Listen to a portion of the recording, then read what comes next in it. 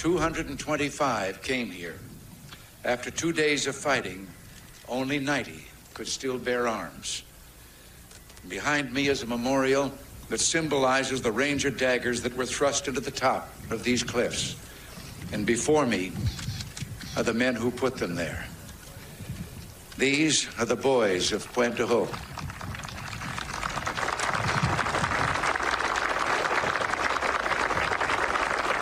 These are the men who took the cliffs. These are the champions who helped free a continent. And these are the heroes who helped end a war. That was former President Ronald Reagan delivering his iconic D-Day speech back in 1984 about the brave young men who climbed the cliffs at Pointe du Hoc using ropes, hooks, and ladders to reach a suspected German gun emplacement 100 feet up. And that is where we begin this morning. In Normandy, France, for the 80th anniversary of the D-Day landings, the invasion that propelled the end to World War II. Right now, President Biden is meeting with global leaders and the veterans who sacrificed their lives. And good morning and welcome to Morning Joe. It is Thursday, June 6th. Along with Willie and me, we have the host of Way Too Early, White House Bureau Chief at Politico, Jonathan Lemire, MSNBC contributor Mike Barnicle, President Emeritus of the Council on Foreign Relations and former Supreme Allied Commander of NATO, retired four-star Navy Admiral James Stavridis. He's Chief International Analyst for NBC News. Also with us, author and NBC News presidential historian Michael Beschloss. And Willie, if it's possible, this D-Day 80 years later, always so poignant, but also so current to our own challenges today in Ukraine, in Israel, and even in America's own elections. It is, and we'll hear some of those themes from President Biden in a speech he'll make there at Normandy a short time from now. We, of course, will carry that live. And you're so moved by seeing the faces of now 80 years. If you think about these young men, and they were mostly men, 17, 18 years old on D-Day, and now in their late 90s. It's incredibly moving to see them return to this sacred place. And we have a great group assembled to talk about the meaning of this day, as you say, 80 years ago, but also today. We'll do that in just a moment, but let's begin in Paris, where we find NBC News senior White House correspondent Kelly O'Donnell traveling with the president. So, Kelly, what themes do we expect to hear from President Biden in just a bit here? Well, certainly we will hear about how the history you were just talking about folds over into a relevant new way for the times that we live in now, and that history teaches lessons about what was at stake then and what could arguably be at stake now, especially here in Europe, where there is a war in Ukraine. Obviously, there is a war in Gaza and Israel. And the president will talk about how the young men who have come back here as senior citizens, many of them in wheelchairs, but back 200 American servicemen who were here at D-Day are back for this celebration, and they represent the thousands who fought during that operation and many who sacrificed their lives. And the white crosses that cover the grasses of Normandy represent young men who were 17, 18, 20 years old. No old men are buried at that cemetery. And the sacrifice they made is relevant in today's world for countries that believe democracy is worth fighting for, worth preserving, and that, in fact, it must be preserved because there are forces in the world that test it. So expect those kinds of themes from the president. We have watched this morning as he's been meeting with some of the veterans who have come back. Personal conversations, taking photos with them, sharing stories. In one instance, we saw them singing happy birthday to one of the veterans who is celebrating what must be quite a notable birthday when you consider how time has passed.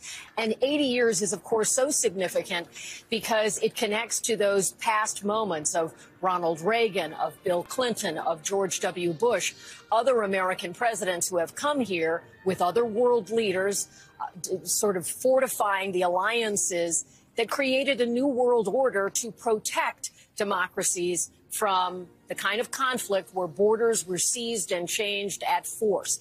And the world order that was created because of the sacrifice of those veterans, those young men who were fighting for a cause greater than themselves, really saving the world at that time, that created a new way for nations to organize themselves, and that is very relevant today when the president has done so much to try to, from his point of view, work on building the alliances that support Ukraine. It's a harder sell in some ways with Israel, given the nature of the way Gaza has gone, but that these alliances matter and the values underpinning them very much matter and feel relevant today. So that's what we expect from the president as he participates in these ceremonies, where you see the faces of those who were here 80 years ago and the leaders who represent these nations today. NBC's Kelly O'Donnell in Paris for us this morning, summing it up very well for us. Kelly, thanks so much. We appreciate it. Admiral Stavridis, as a military man yourself, I'm curious, just on a gut level, what you're feeling this morning as you look at the faces of these men who did nothing short of saving the world beginning on D-Day. Pride in the United States of America, that we produce young men and women who do all of this. On the 50th anniversary of D-Day 25 years ago, I was a young destroyer captain, and I was honored to be ordered to anchor my ship off the beach at Omaha the morning before the ceremony you're about to see.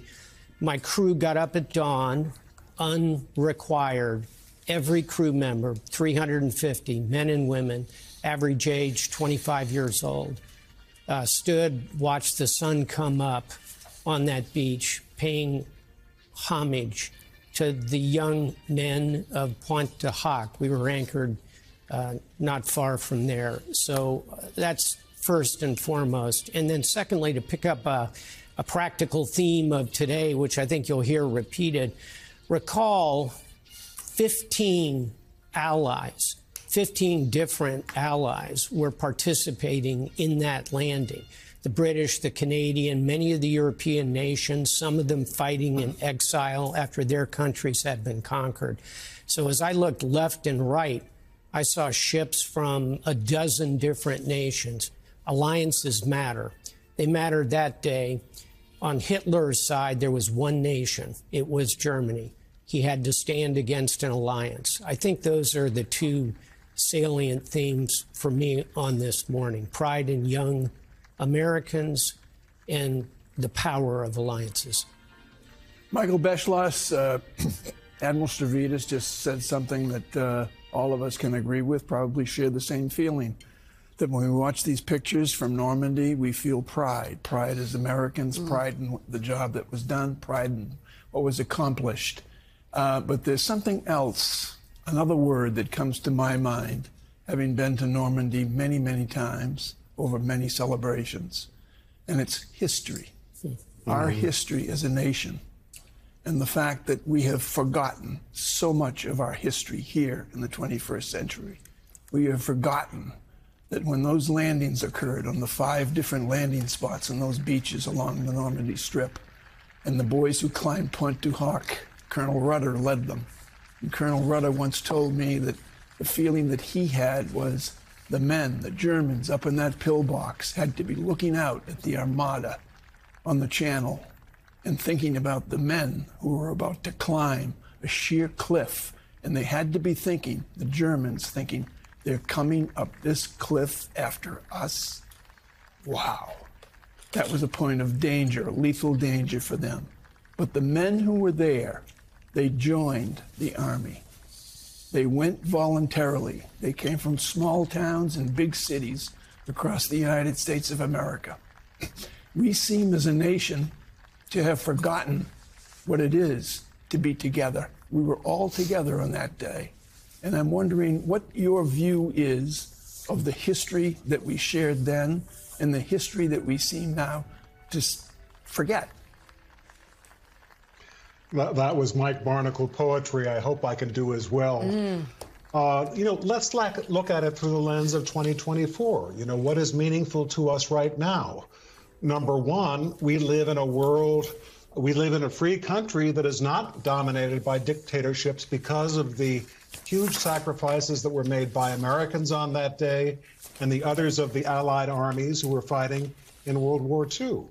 if D-Day had not worked, if that invasion, if that incursion had collapsed, let's say those boats had been driven back into the sea, perhaps because there had been bad weather, which was, as you know, a very great chance that there might have been, that might have broken the morale that ultimately won that war. This was one of the crucial days in American history, number one. Second of all, they were fighting for democracy. Just before World War II, in 1940, Franklin Roosevelt was running against Wendell Willkie.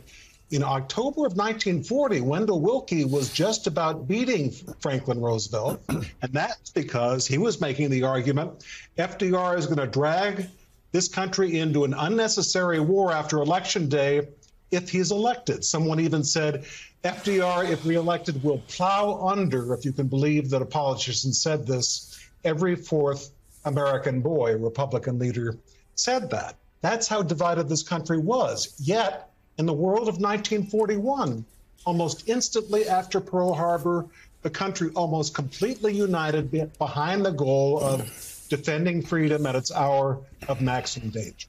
One more point.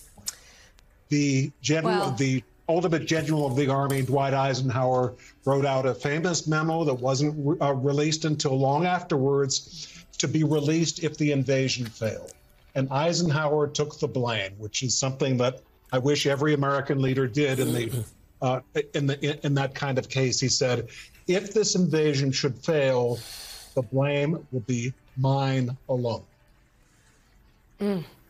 Well, to build on the words that come to mind on this day from Mike and Michael Beschloss, pride, history, but part of that history is also a lot of pain, the losses that were endured that day. And I wonder, looking at the faces of these survivors, the weight of those losses that they witnessed firsthand, they must feel pride, but also so many other emotions, living with the memories of those who died on D-Day. And Richard Haass, I wonder if President Biden will draw that line between the pride of our history and the pain endured for freedom to what we confront today, facing an election that could reshape American leadership around the world. He's sure to do that, Mika. History, as Mark Twain has said mentioned, doesn't repeat itself, but it rhymes. And I think what President Biden today will be doing is highlighting the rhymes. Once again, a world challenged by aggression. Once again, questions whether the United States will rise to the occasion. And the obvious place to think about is Ukraine, where for several months the United States failed to rise to the occasion. Isolationism is a virus that never disappears from the body politic. And I would expect the president's going to make a powerful argument that the United States still needs to rise to occasions. We can't pursue the folly of isolationism. We've got to work with others. That's the great comparative advantage of American foreign policy. We have this pool of partners, these allies to work with. And I think he's going to be speaking in many ways to the American people. Some news now. Donald Trump and his allies are ratcheting up their calls for revenge against Democrats in response to Trump's conviction in his New York City criminal trial. Some examples. In a Fox News interview on Friday, former White House advisor Stephen Miller called on Republican secretaries of state and attorneys general to, quote, get in the game and use every facet of power to go toe-to-toe with Democrats. Also on Friday, Florida Senator Marco Rubio, who is reportedly in the mix to be Trump's running mate, which would make sense given his behavior, wrote on social media, quote, it's time to fight fire with fire. In response to a New York Times piece about recent calls for retribution, former White House chief strategist Steve Bannon echoed Stephen Miller, telling the paper on Tuesday, quote, there are dozens of ambitious backbencher state attorneys, general and district attorneys who need to seize the day and own this moment in history. And then there is Trump himself. In an interview earlier this week, he suggested Hillary Clinton be jailed in response to his guilty verdict. And here's what he said at his Florida home yesterday in a Fox News interview last night with Sean Hannity where you see Hannity trying to get him to the right answer, but no. Take a listen. You can't gag a nominee. Can you imagine you're running for office and you're gagged, you're not allowed to talk? When that happens, we are no longer a democracy, and we're not going to let that happen. And I know a lot of Republicans want retribution. They want to do that. We're going to see what happens. People are claiming you want retribution. People are claiming you want what has happened to you done to Democrats. Would you do that ever? Look, what's happened to me has never happened in this country before, and it has to stop because... Wait a minute. I want to hear that again. It has to stop. Well, it does have to stop because we're not going to have a country... And if you're anymore. elected, what does that mean? Define that. Look, what I've gone through, nobody's ever gone through. I'm a very legitimate person. I built a great business. Focus on those that want people to believe that you want retribution, that you will use the system of justice to go after your political enemies. So, number one, they're wrong. It has to stop because otherwise we're not going to have a country. Look, when this election is over, based on what they've done, I would have every right to go after them. And it's easy because it's Joe Biden and you see all the criminality. Will you pledge to restore equal justice, equal application of our laws, end this practice of weaponization? Is that a promise you're going to make? You have to do it. But it's awful. Look, I know you want me to say something. No, I don't want you to say. I'm asking. But I don't want to look naive. I don't want what they've done to the Republican Party, they want to arrest on no crime. I will do everything in my power not to let. But there's tremendous criminality here. What they're doing to me, if it's going to continue, we're really not going to have much of a country left. Okay, Willie, help me out here. First of all, no criminality. This was not Biden's Justice Department in the criminal trial in New York City. It was a jury of Donald Trump's peers, 12 people and alternates, just to fact check him right there. But also Hannity, Mr. Softball, setting him up saying, come on, you wouldn't actually have retribution. You don't mean that. And of course, he's like, yes, I do. Just like with the documents when Hannity was like, come on, you didn't actually take the documents. Donald Trump is not messing around. He promises retribution. And as he even told Hannity, when Hannity gave him a chance to semi-cover it, he will serve it up. So, with that, I mean, I'm not sure what more people need to know, given a lot of things that Donald Trump has promised have come to pass. Yeah, I'm not smiling about the substance of what the president said. I'm smiling with exactly what you put your finger on, which is this entire genre of interview now where Sean Hannity embeds the answer into his question and tries to lead Donald. I wish my oral exams in high school and college were like that, where the teacher would just kind of nod along and give you the answer, but that's the way they do it. Yeah, I mean, he said, Donald Trump, in the remarks we played right before that interview clip, he said a lot of people are saying that they're going to want retribution. So he likes to separate himself, but obviously he means himself and obviously sending cues to others about what should happen. Again, he was charged, he was tried, he was convicted by a jury of his peers in New York. The fact that he took classified documents back to his beach club is not some imagined conspiracy against him. It's a thing he did. We'll see what happens in that trial as it moves forward. So he wants retribution against people, the Justice Department, the FBI, who are actually bringing him to justice on things that he did or is alleged to have done. Yeah, let's bring to the conversation. Really, just one thing before we get to our guests. It's so interesting to me that he says this has never happened before and that's why something needs to be done. In every case, well, I will say in the most clear cases, because obviously we have to wait for the law to play out. But in the case of the documents, you see the pictures. He says he took them. He says they're his. Okay, he admits to the crime. In the case of the hush money criminal trial, where 34 felony counts against Donald Trump came up guilty, there was evidence presented in court that backed it up. So yes, Mr. President, former President Trump, This hasn't happened before. There hasn't been a former president who had sex with a porn star while his wife was pregnant, and then years later, before a campaign was to get into full swing, paid off through hush money, through a fixture, breaking campaign finance laws and having fraudulent business records. I mean, that has not happened before. And he has been found guilty of that. He's right. It hasn't happened before. But it's unfortunately what happened to him because of his own actions.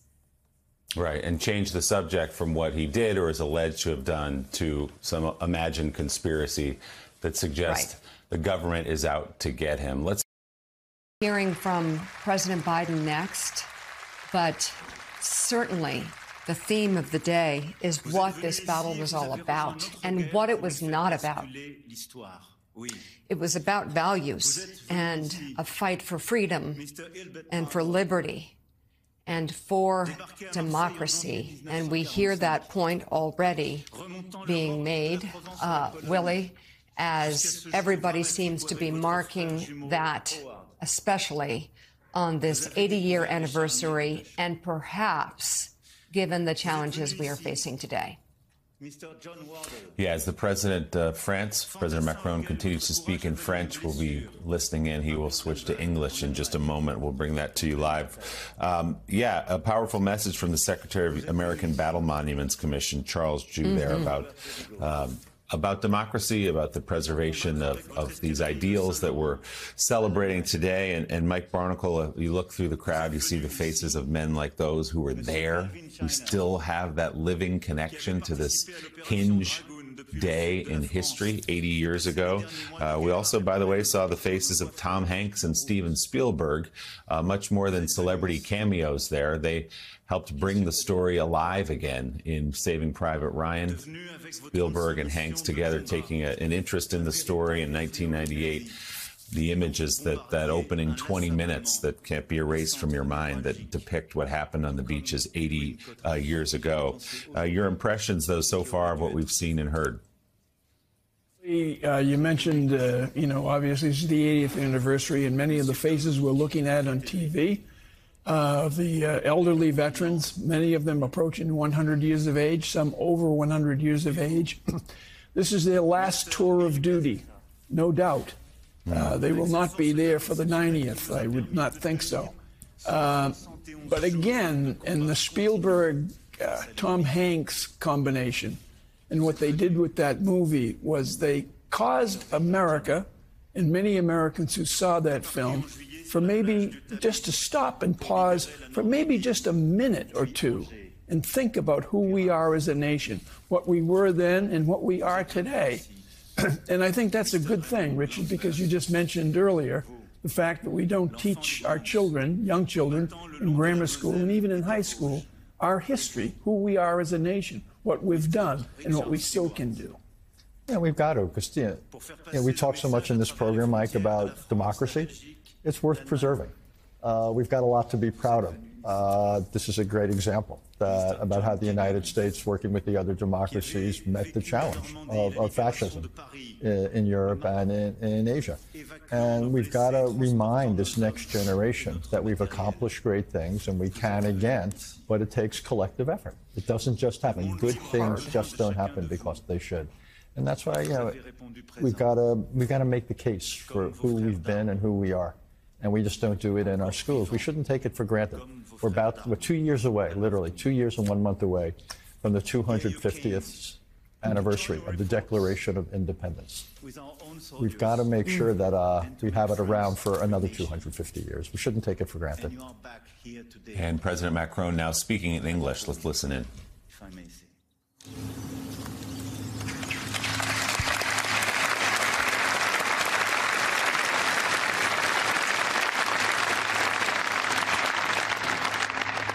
Rangers, lead the way.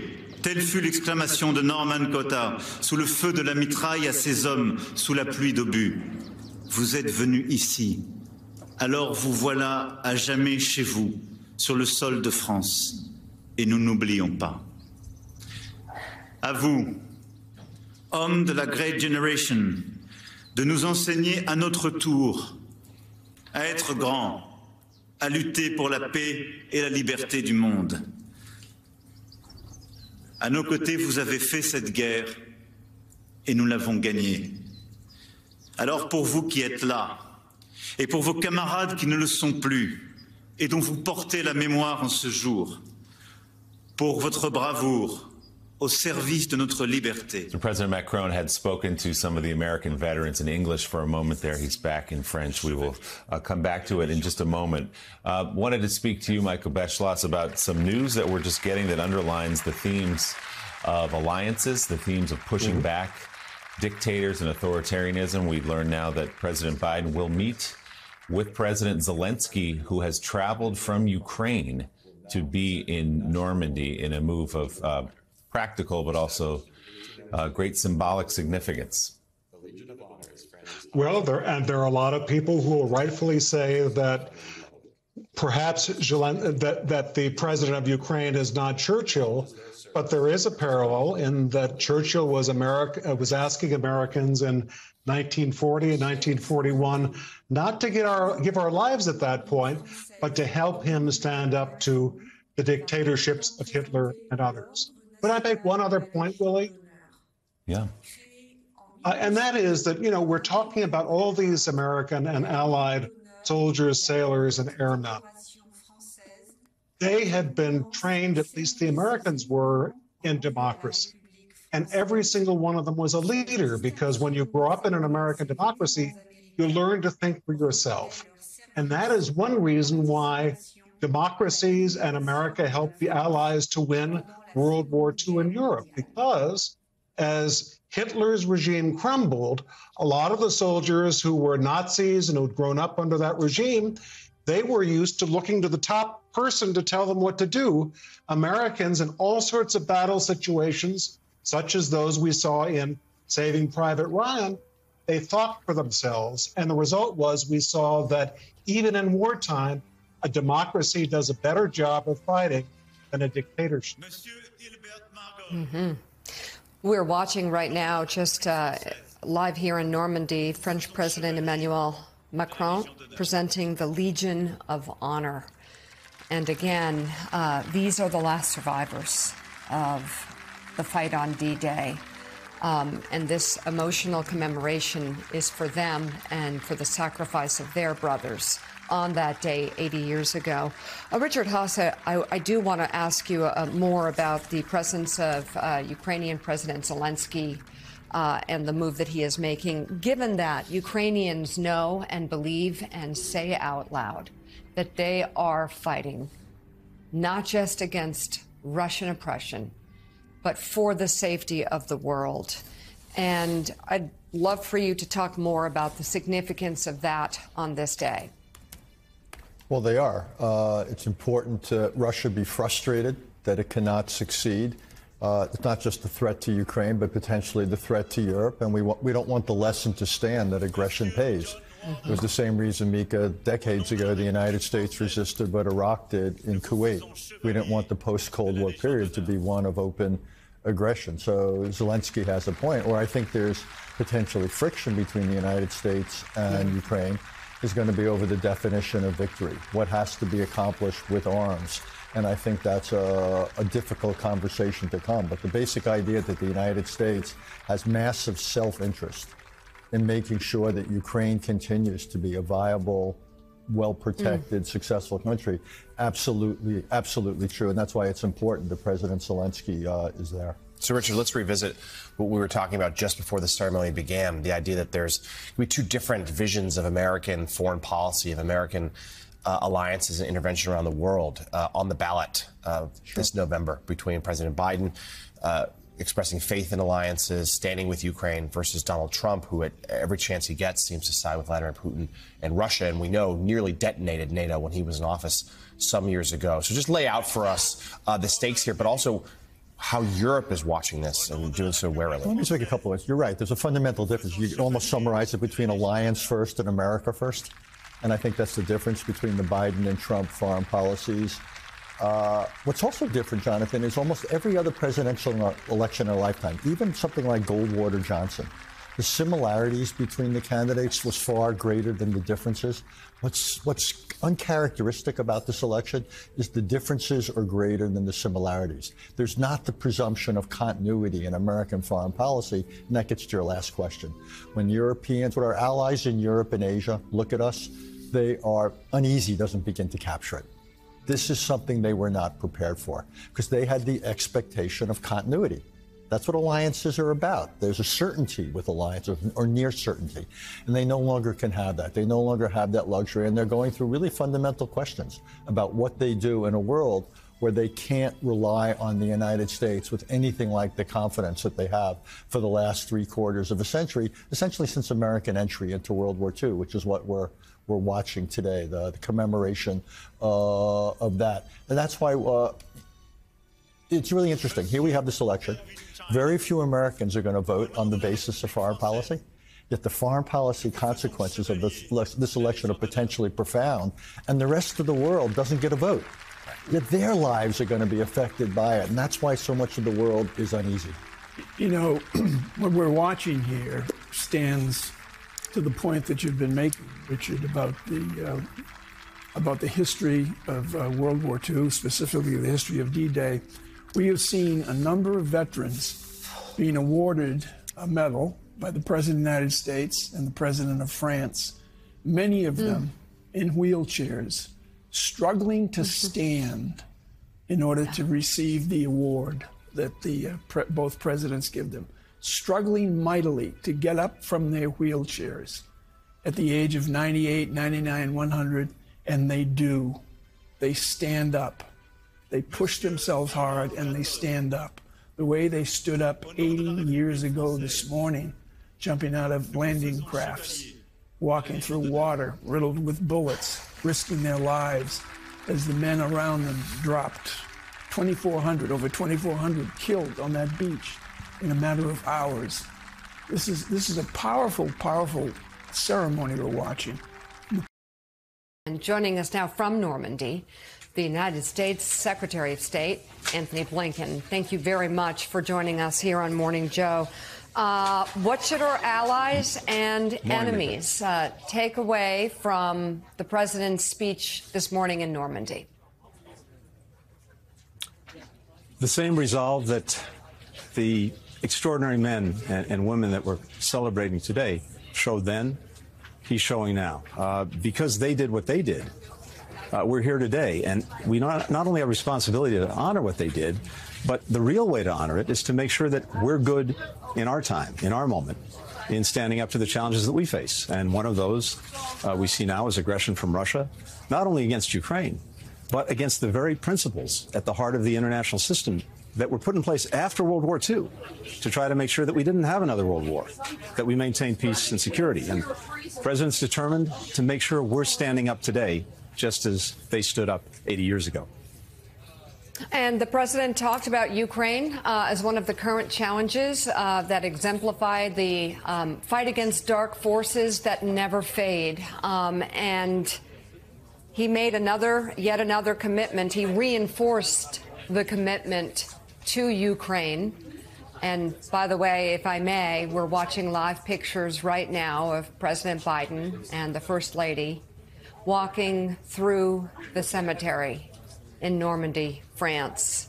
And as we look at these pictures, which really symbolize the losses 80 years ago on D-Day, and talk about the losses that Ukraine is incurring right now from the same type of aggression, the president did say that the support for Ukraine would continue, that we will be there for Ukraine. How does that parallel with some of the reticence we have seen in Washington that actually delayed the much-needed aid Ukraine needed to push back against Russian aggression? Well, you know, Mika, that aid should have gotten there a long time ago, but I'm glad it's there now. And it's making a difference. Every single day, we're pushing it out to the front lines, making sure the Ukrainians who need it against this Russian aggression have it and can use it. But, you know, there's a really powerful parallel, too, between what we're commemorating today and what we're doing now. Back then, it wasn't just the United States. Here in Normandy, 12 countries came together, 160,000 men coming to the speech, coming to start the final fight that ultimately, 11 months later, led to victory in World War II. In Ukraine, we have more than 50 countries standing up, standing together, making sure that Ukraine has what it needs to defend itself and to push back this aggression. And that's the power of our alliances. And that's the biggest difference maker we have in the world. Our adversaries, our competitors, they don't have the same kind of voluntary alliances. Yeah, sometimes they coerce countries into helping them, or maybe they pay them off. Here, we have country after country that volunteers to stand together in defense of principles that we share and no need defending. We're seeing that in Ukraine. We saw that 80 years ago here in Normandy.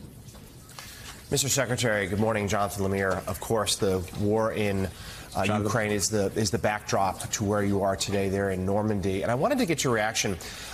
Donald Trump, the presumptive Republican nominee, has said now a few times, including last night on social media, that he is saying that Vladimir Putin will release Wall Street Journal reporter Evan Gershkovich, who, of course, is being held prisoner on espionage charges, had been so for more than a year. And Trump has suggested that Putin will do so right after the election were Trump to win. Can you give us a sense as to what he's talking about? Is there some sort of back-channel conversation between Trump and Putin, or is this sort of just dangerous incendiary rhetoric? Look, I don't know what he's talking about. I can't speculate on it. All I can tell you is we're working every day to make sure that Americans who are being detained arbitrarily, whether it's in Russia or anywhere else, come home. And we've managed to bring more Americans home who are being arbitrarily detained than I believe any administration. And I carry a list with me every day of the Americans who remain detained by one power or another. And we're working every day to make sure that not another day goes by before they're brought home to their families. So I'm not sure what he's referencing, but I can tell you we're working at it every day. Mr. Secretary, as you sat there this morning on sacred ground, you witnessed a group of veterans aged 98 to 103 struggling to stand in order to receive the Legion of Merit from both the President of the United States and the President of France. Given the burden that the President is carrying and that you're carrying in Gaza, in the Donbass, and Kyiv, I was wondering, as you watched the ceremonies and looked at the faces of these aged veterans, what were you thinking about? Mike, it was such an incredibly powerful moment to look at these men and to try to imagine what it was like for them 80 years ago when they were 18, 19, 20 years old. And I've got to tell you, I thought back, too, because it resonated with me. My dad, then, 80 years ago, had just left college in the middle of his school year to sign up for the Air Force to prepare to go into World War II. And somewhere else on this continent, my stepfather was incarcerated in a concentration camp, a death camp. And the men who came here to Normandy 80 years ago and turned the tide in the war, because 11 months later, World War II was over, some of them went on to liberate those camps and liberate my stepdad. And he was liberated by an American tank with that 5-pointed white star on it, rushing up to a GI in the tank who opened the hatch, an African-American GI. And he said then the only words that he knew in the English language: God bless America. That's what I was thinking about today. God bless America. God bless those men who were before us, who saved the world. Mr. Secretary, the president talked about NATO, how it's growing, how much stronger it will become against these dark forces. We have had a time in the United States where the commander-in-chief at the time did not respect NATO, I'll say it kindly, undermined it. Can you share what's most important about the conviction and commitment of this international alliance? Mika, it's really, as I said, our comparative advantage that we can bring other countries together in common purpose so that it's not just America alone. It's all of us taking on and upholding the cause of freedom. In Ukraine, it's more than 50 countries, not just the United States. And for everything that we're putting into it, collectively, our partners, our allies, are putting in even more. And that's what's making the difference.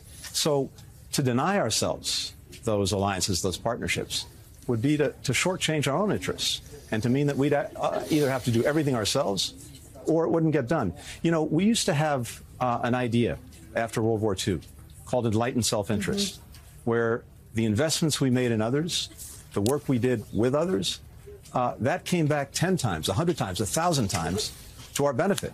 It meant we had new allies to deter aggression. It meant we had new partners to deal with big problems that one country can't deal with alone. We had new markets for our businesses and our workers to sell to. That made sense for America. It still makes sense for America. And President Biden is determined, and as he has been from day one, to make sure that our alliances are strong, our partnerships are real, because that's good for the country. U.S. Secretary of State Anthony Blinken, thank you very much for being on this morning, live from Normandy. So the Political Action Committee, led by former Republican Congresswoman Liz Cheney, is out with a new ad commemorating the 80th anniversary of D-Day and calling for a president driven by a noble purpose. Morning Joe has an exclusive first look. On June 6, 1944, President Roosevelt addressed the nation with a prayer for the troops landing on the beaches at Normandy. Almighty God, our sons, pride of our nation, this day have set upon a mighty endeavor. They fight to end conquest. They fight to liberate. They fight to let justice arise and tolerance and goodwill among all thy people. These men came here, British and our other allies, Americans, to storm these beaches for one purpose only, not to gain anything for ourselves, not to fulfill any ambitions that America had for conquest, but just to preserve freedom, systems of self-government in the world. Many thousands of men have died for ideals such as these.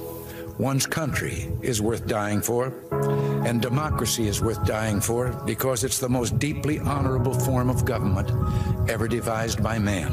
All of you loved liberty. All of you were willing to fight tyranny, and you knew the people of your countries were behind you. Today we give thanks for all that was gained on the beaches of Normandy. We remember what was lost with respect, admiration, and love.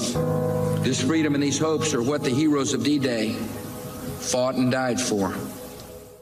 America deserves a president as good and steadfast as our nation, a president of character, driven by a noble purpose, one who honors the sacrifices of our troops, not a man consumed by spite, revenge, and self-pity. President Biden making some of his most candid comments yet about former President Trump's criminal conviction. At a fundraiser in Connecticut last night, the president called Trump a convicted felon who, quote, snapped after the 2020 election. The president also addressed the attacks Trump and his allies have lobbed at the justice system. Biden said the former president, quote, wants you to believe it's all rigged. Nothing could be further from the truth. It is reckless and dangerous for anyone to say that's rigged just because they don't like the outcome. Biden added the justice system is a core of American democracy, and we should never allow anyone to tear it down. Biden continued, quote, here's what is becoming clearer and clearer every day. The threat Trump poses in his second term would be greater than it was in his first. This isn't the same Trump that got elected in 2016, Biden said, quote, he is worse. So, Doris, this is Joe Biden using the term convicted felon. This is at a private fundraiser in Connecticut. But as John's been telling us in reporting, this is something we may hear more of from the Biden campaign, that they now officially are running against a man convicted of 34 felonies. How do you think that figures into the race? Well, every event affects the next event, and I've always thought that this verdict was going to affect how the debate happens, how the conventions happen, because what former President Trump has put out is that we are a country that is a backward country now, that we are a country that is corrupt, that we are a country that looks like a third world country, and that all of our systems are corrupt. And I just don't think the American people are going to feel that way. You know, one of the things I look about when I look at history is that that kind of backward look and that negative look has not worked in campaigns. And I think Biden understands that. I mean, when Ronald Reagan was running against Carter, Carter talked about the malaise of the people, that it was a crisis of of confidence of the people. And then Reagan comes along and said, no, it's not the people, it's leadership that's failed. And I'm here to provide that leadership. The same thing happened when Hoover talked about the fact there's not much he could do about the Depression because the government would weaken the people. And he was going to just hope that we were getting through it somehow. Around the corner, prosperity would come. And FDR comes and says, no, it's not the people that's a problem. It's your leadership. And I'm going to do action. So I think Biden's on a good stand in a certain sense to talk about the rule of law, to talk about the country being a country that's not corrupt, and to make that a contrast. I think this is going to be something we don't know how. The next thing, the debate can change everything, the conventions can change everything, events can change everything. But right now, I think this will affect the way the tone of the campaign goes. This darkness, this dim view of the country presented by Donald Trump, this American carnage, as he called it in his inauguration address way back. I guess it resonates with his base. It resonates with some people. But the point you're making is you've got to win more than your base to win an election. So perhaps an optimistic message is the way to go for President Biden. Yeah, I think about the fact that when you are nominated, and he's about to be, you've got to expand your base, exactly what you're saying. And I think back to 1964 in the Republican convention and Goldwater. And what happens there is Governor Rockefeller, New York Governor Rockefeller, a popular person in the party, is trying to argue for a different platform, a civil rights platform. He gets booed down, he gets shouted down, and it's all on television. And it looks like the party has narrowed itself. And they said, in many ways, Goldwater lost the election at that convention. So when you do something like canceling Larry Hogan out, you need him in the Senate. And you're narrowing your party by saying you can't even say that this verdict should be followed because it's a verdict that it's the rule of law. It hadn't even been done yet. He had said it before. It was just a natural thing to say about our system. We have that moment that you've described just now from 1964. Let's take a look. Oh, yay. I would remind you that extremism in the defense of liberty is no vice.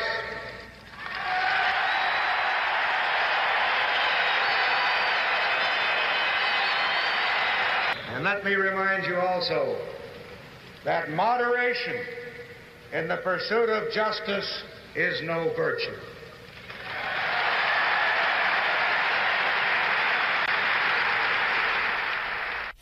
Doris, 1964 is really instructive. I'll also say, obviously, FDR, his sense of optimism. We have nothing to fear but fear itself. The band playing Happy Days Are Here Again. Ronald Reagan. It's morning in America. I truly do believe America's greatest days lie ahead. It's always the optimism that rules the day, that wins the elections, or at least usually for great leaders. You look, though, at Donald Trump. You look at Republicans. They attack the rule of law. They attack our judicial system. They attack our military. They say it's weak and woke. They attack our economy, the envy of the world right now. They attack our universities, and of course we all have issues with aspects of certain things that certain professors or certain administrators say. But the fact is, 19 of the top 25 universities on the planet are here in the United States. So we have a great country on so many fronts, and yet you have a guy that's actually running against America, running against the greatness of America, and it just seems it's just the opposite of what Ronald Reagan or FDR did. I couldn't agree with you more, Joe. I mean, I think also what you see when you look at what former President Trump has said will be his second term, he's talking about going backward to retribution, to grievances, to firing generals, potentially executing generals who didn't do what he wanted, going after his opponents. That's not what people want. They want to have a vision for what the future is going to be like. And they want to look ahead. They want to look, but not backward. And I think about Abraham Lincoln, when he was told after the Union had won the war, essentially, that he should go after the Southern leaders, and maybe they should be put on trial, and maybe they should be executed. There was a radical wing that wanted that to happen. And he said, no, I just hope they just sort of leave the country. And what he, in the famous second inaugural, he said, with malice toward none and charity for all, let us bind up the nation's wounds. That's what we need. This country has had a lot of wounds. We're a beleaguered country right now. We need to have people not looking backward to grievances, but looking forward to how we can finally figure out how to come together as a country again. It's going to be hard. It'll take a long time. But unless you have that vision, you have no chance at all if you're looking backward. that is the remarkable moment of many remarkable moments in Lincoln's second inaugural address, when after 650,000 Americans have been killed because of the war the South began, he said, with malice toward none. And was trying to bind the two together. But right now, we find ourselves in a country, and maybe you can provide some insight. On one side, you have a candidate and his followers, a candidate who talks about terminating the Constitution, executing the chairman of the Joint Chiefs of Staff, saying that he can hire SEAL Team 6 to execute political opponents and not face any criminal charges. Unless Congress says he would, saying that he's going to ban television networks, saying that he's going to fire U.S. attorneys that don't prosecute and jail his political opponents. I could go on and on and on. And when you ask people how they could support someone who is anti-democratic like that, their response is, and I'm not trying to be funny here, their response is, will Biden try to forgive student loans, Joe? Wait a second. Executing generals, executing political opponents. I mean, you could go down that list, and their moral equivalence is Joe Biden trying to forgive student loans, which the Supreme Court overturned. How do we find common ground with people who are that dedicated to supporting an authoritarian that they create these false moral equivalencies? You know, and I guess, Joe, the other question, too, is how do we find an understanding of people for whom party has now become the fundamental part of their identity? When the leader of the party says all those things, as you just described, many don't agree with that, but yet they rally around him and they echo what he said. It almost becomes a litmus test, as it was for a stolen election, now a litmus test as to an unfair trial. And the worrisome thing about that, I think, is just that party has become something that I don't understand. You know, there was a survey in in the 1980s, no, it was 1958 even, where it asked people, would you be upset if your daughter married a Democrat or a Republican? Do you care? And 72% of the people said, I don't care what they marry. A recent thing in 2021, it turns out that 79% of the people marry people in the same party, and they worry about people marrying outside their party more than even religion, and old things said. I don't know how parties become so much a part of our identity like that. Old Washington George warned against this. He said baneful effects of party are something we have to worry about in the future. And he has every year now in the Senate, they read his address, his farewell address, 7,000 words. They read it. They talk about the baneful effects of party. And then then minutes later, they go back to this incredible party as being the other. This is what Teddy Roosevelt warned about at the turn of the 20th century. He said, if people begin to regard people who are in different parties or sections or regions or religions as the other rather than as common American citizens, that's when democracy will be in peril. And that's what's happening now. Yeah.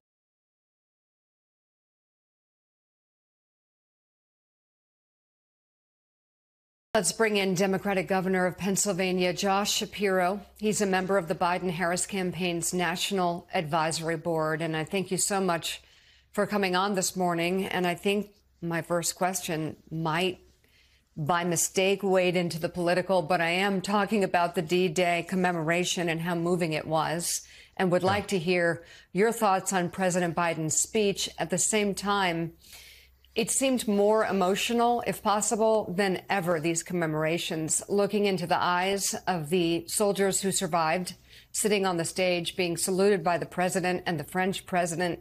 And I think I'll explain my feelings. The reaction to this moment is a little bit in response to what's happening at this time in our history and a sense of slipping.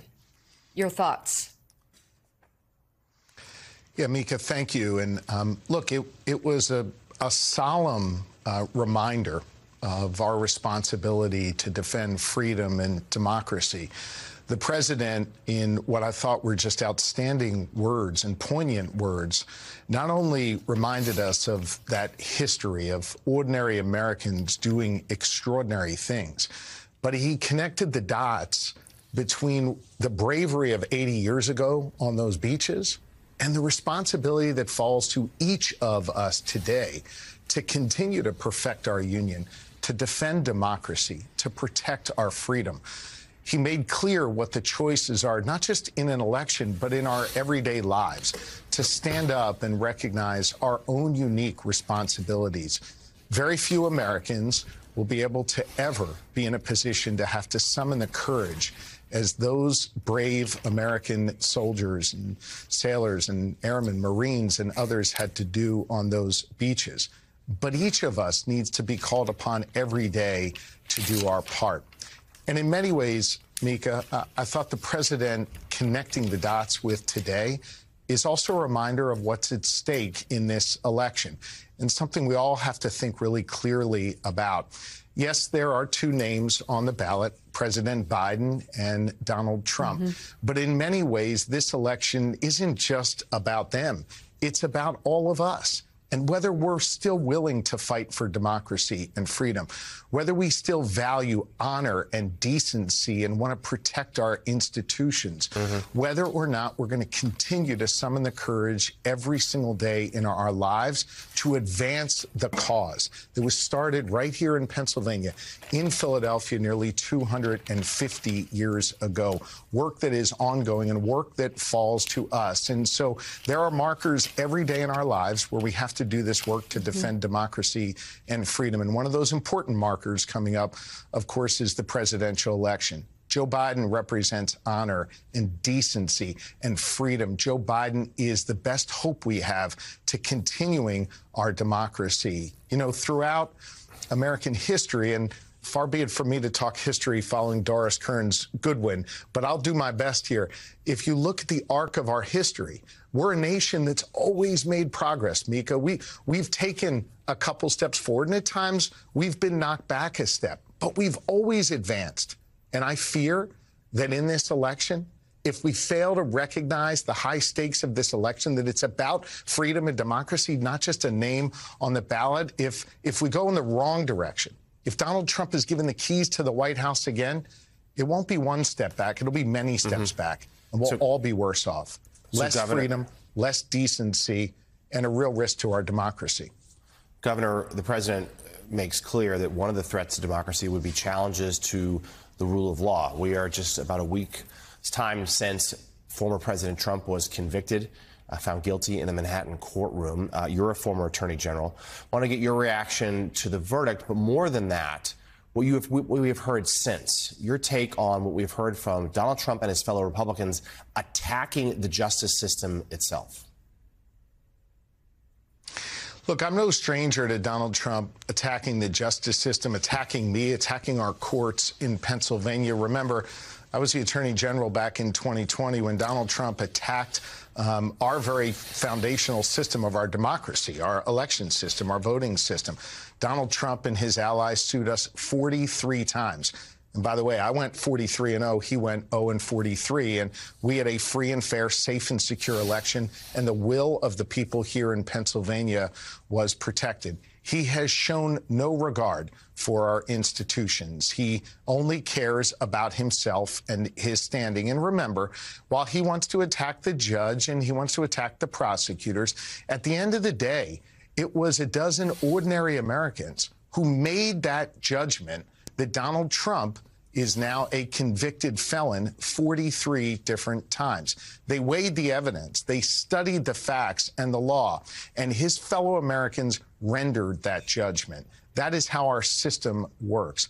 Ultimately, it'll be up to the people of Pennsylvania and the American people to make a determination as to how they think that's going to impact his ability to possibly do the job as president. I think it shows his level of corruption. It shows his level of selfishness, and it shows that time after time after time, he puts himself before the country. Pennsylvania Governor Josh Shapiro, thank you very much for coming on the show this morning. We appreciate it.